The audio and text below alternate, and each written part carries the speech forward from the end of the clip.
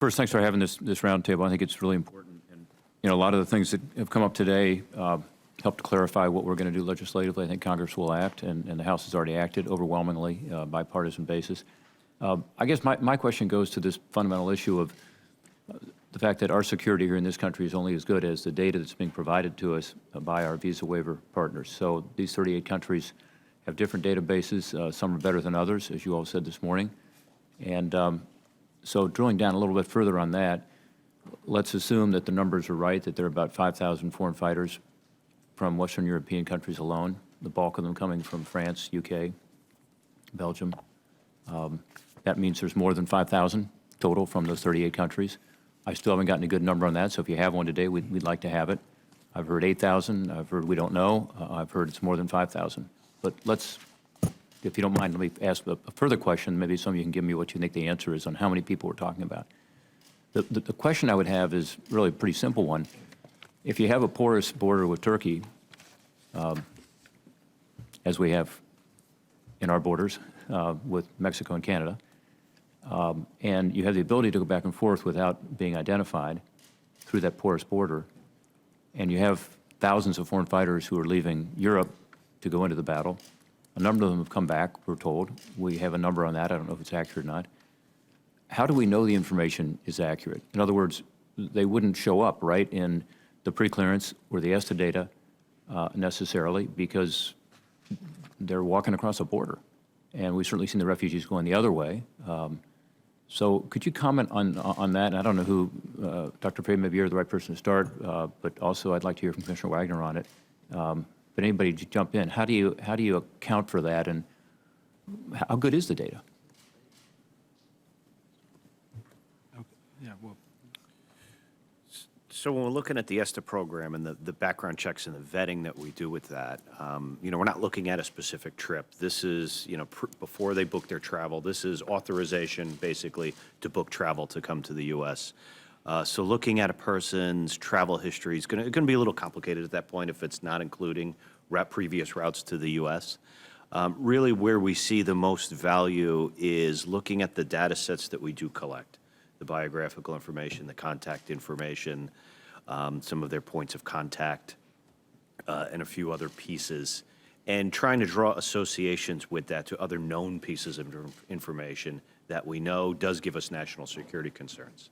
And drawing any link analysis or any type of associations we can to other people, and then bouncing it through a lot of the intelligence community to see the holdings that they have, if any of these data sets show up in any of the information that they have. And then we pull it back into our data holdings and see, well, who's connected to this email address? I guess what I'm getting at, though, is the gaps. So in testimony before this committee 7 weeks ago, approximately, the director of the FBI and the director of the Counterterrorism Center both said the same thing. We have gaps. And they were referring specifically to the gaps in Syria because we have nothing on the ground there to be able to collect information. We don't have a relationship with the government. Even as compared to Iraq, we don't have the data. But I guess my question is, I'm not suggesting this is necessarily a large number of people, but as we've learned with terrorism, it doesn't matter that it's a large number or a small number. Any number is significant. We have to be right every time. They have to be right once. So are there people who are going to go across this border that's porous, where there's no means to identify them, come back to a visa waiver country, and us not be able to have that data in our system? Are you saying, Commissioner Wagner, that because we use other data sources, including our own, that is unlikely to occur? Or are you saying that we've only got what we've got, which is that our security, again, is going to be based on ultimately the best information we get from these countries, and there's going to be some gaps? Right. We use what we have access to and what's provided to us. So it's a mixture of what the intelligence community and the law enforcement community can provide to us through information sharing agreements. And then the data that we do collect, what associations can we draw upon that to other pieces of information that we have?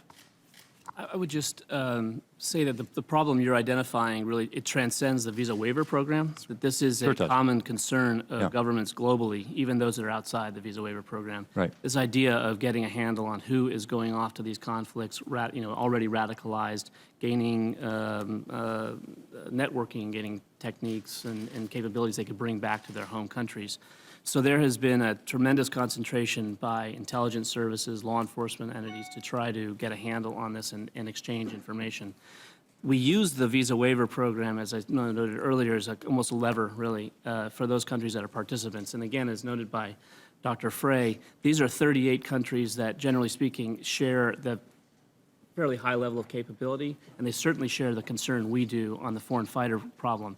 So they're probably our best partners. Now, there's a wide diversity of countries in the program: Japan, Luxembourg, France, all different capabilities, Chile, some of which have a more acute foreign fighter program, particularly those Western European countries, and the numbers you've cited are the kinds of that we've heard. What is your number, the number of foreign Well, I fighters mean- from visa waiver countries? I don't know that I have the number, and I think NCTC is the best source of that data for estimates. But the important point here But you is think the 5 to 8 is roughly I've heard accurate? 5 around to that number 8,000? from Western Europe. So, I mean, visa waiver program, of course, extends beyond Western Europe, but that is the larger numbers come from those visa waiver countries. Not so many from East Asian participants.